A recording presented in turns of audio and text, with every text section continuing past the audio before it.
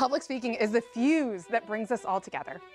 It's also the gateway to opportunity, the first step in a multi-million-dollar deal, or a partner saying yes to a proposal, or landing your dream opportunity, was someone out there who knew how to deliver what they wanted to say. A arte da comunicação. E o mais curioso é que, diferente de uma pintura ou de uma música, essa é uma arte que todos nós praticamos o tempo todo, mas quase ninguém estuda ela de verdade.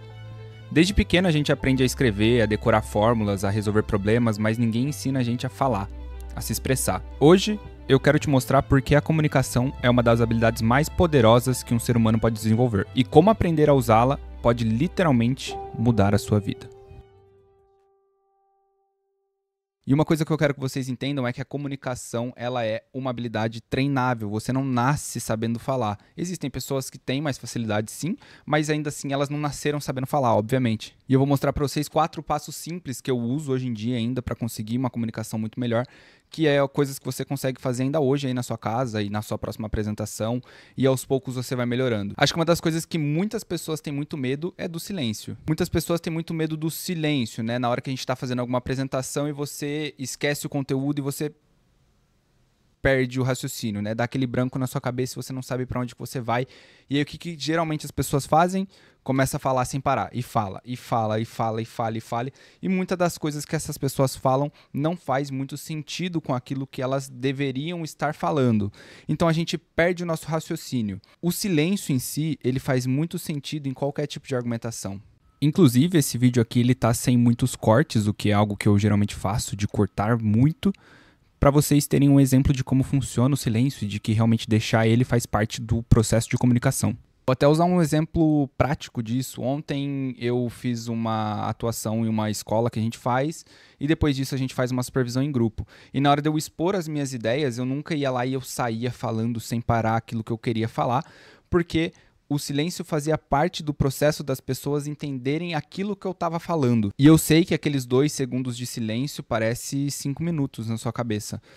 Mas se você souber usar aquilo como parte da sua argumentação, vai fazer um sentido muito maior para as pessoas. Só que é claro que para você conseguir usar o silêncio de forma estratégica, você também precisa das próximas dicas. Uma outra coisa que eu acho muito interessante sobre o silêncio é que eu acho que faz parte da nossa cultura aqui no Ocidente. Eu não lembro onde que eu vi isso, mas eu acho que foi conversando com alguma das pessoas da minha área de trabalho. Mas eu lembro que uma dessas pessoas falou assim, eu estava conversando com pessoas do Oriente, né, japoneses, e na hora de eu conversar com elas, eu falava aquilo que eu queria falar, a pessoa, né, o oriental, escutava o que o outro falou, pensava sobre aquilo e depois ele argumentava. Né? Então ele não tem medo nenhum do silêncio. Eu não consigo dar uma resposta de bate-pronto. Por mais que eu tenha repertório dentro da minha cabeça, eu preciso raciocinar para montar algo na minha cabeça e aí sim eu levar para essa outra pessoa. Então isso é muito cultural nosso mesmo, né? A gente tende a querer dar respostas rápidas o tempo todo e isso vem se fortalecendo cada vez mais também com o avanço das redes sociais, com o avanço da internet, da gente querer respostas o tempo todo, mas às vezes a gente não tem aquelas respostas.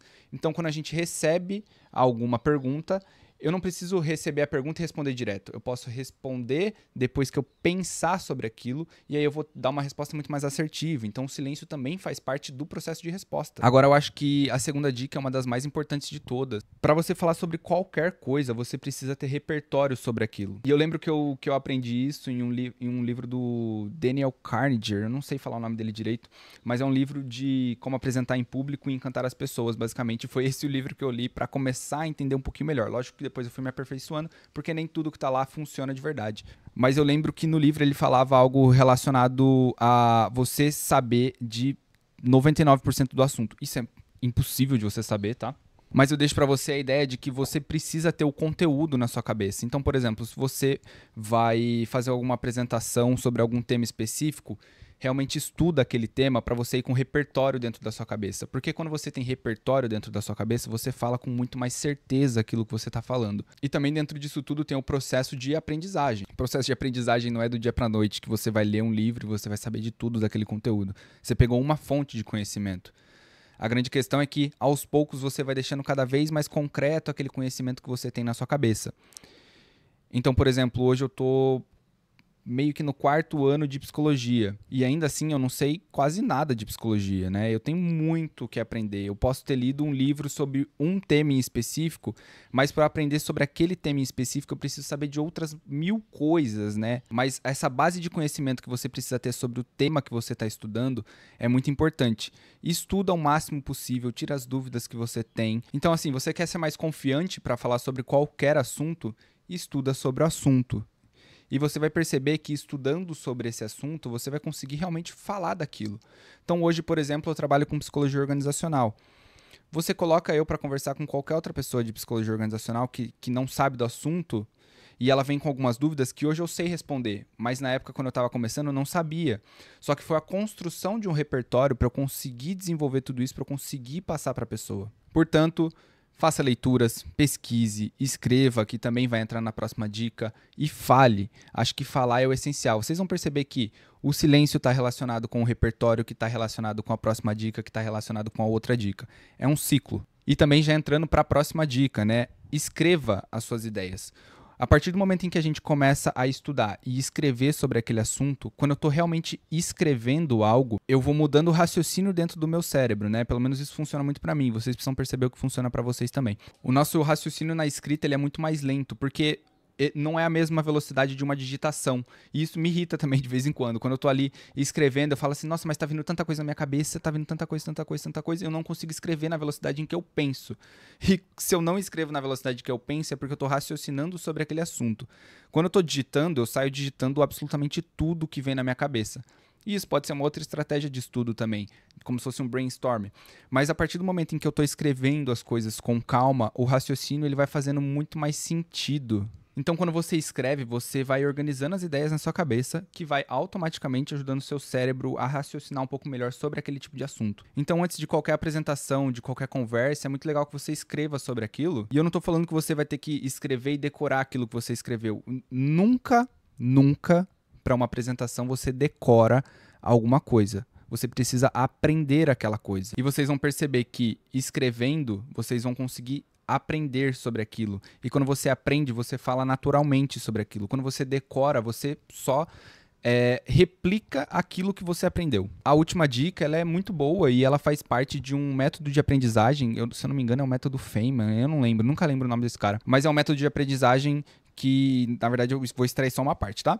Mas é você falar consigo mesmo. Fala com você mesmo, apresenta para outras pessoas, conversa sobre aquele assunto. E essa última dica de falar sozinho, ela pode parecer muito boba, mas ela é uma das dicas que mais funciona. Porque pensa comigo, você foi lá e estudou sobre o assunto. Aí você escreveu sobre o assunto. Agora você vai falar sobre o assunto. Lembra quando eu falei que você não está decorando as coisas? É exatamente por isso que você escreve. Você foi lá, estudou, aí você escreveu, que também faz parte do aprendizado. Você escreveu sobre aquilo, seu raciocínio começou a ser um pouco mais lento, mas ele começa a fazer um pouco mais de sentido. E aí você expõe essas ideias, você fala sobre essas ideias, e isso vai trazer um pouco mais de firmeza sobre aquilo que você está falando, porque você já está falando. E no momento em que você estiver numa apresentação, pode ser que aquela memória volte e você fala mais naturalmente. E realmente parece um negócio muito besta, mas é um negócio que eu gostava muito de fazer. Eu ia lá, estudava sobre o assunto, escrevia essas coisas e depois eu saía andando pela sala. Eu ficava dando voltas e voltas e voltas na sala falando sobre o assunto. Então eu ia lá e falava assim, mas o assunto sobre tal coisa. Naturalmente eu ia falando e enquanto eu ia falando, algumas dúvidas iam aparecendo e eu podia anotar essas dúvidas para estudar um pouco mais e montar um repertório muito melhor. E acho que chegando nesse momento do vídeo, você entende que tudo isso faz parte de um ciclo. Para quem gosta de fazer academia, é como se isso fosse um treino. É basicamente um treino. A gente não chega lá no treino de musculação e sabe exatamente como tem que fazer as coisas. As coisas vão se moldando conforme o tempo vai passando. Você vai tendo o repertório daquilo, entendeu? A mesma coisa para fala, para aprendizagem, para comunicação, para qualquer coisa desse sentido. E é muito importante de vocês entenderem que comunicação é posicionamento. A forma como você fala muda o seu posicionamento, muda a forma como as pessoas te enxergam. Lógico que tem formas de conversar em qualquer lugar da sua vida, então como você fala na sua faculdade não é o mesmo jeito que você fala com seus familiares, que também não é o mesmo jeito que você fala no seu trabalho. Então quem me vê, por exemplo, conversando com qualquer amigo meu, percebe que a minha comunicação é um negócio que não faz muito sentido. Mas quando eu estou no meu trabalho, é como se eu fosse outra pessoa. E isso acontece porque a gente muda o nosso papel social. Mas para eu conseguir ter noção disso, eu preciso aprender a me comunicar melhor. E se você tiver algum tipo de dúvida, alguma coisa assim, pode deixar aqui nos comentários, ou quiser saber um pouquinho melhor sobre algum tipo de tema, deixa aqui nos comentários também.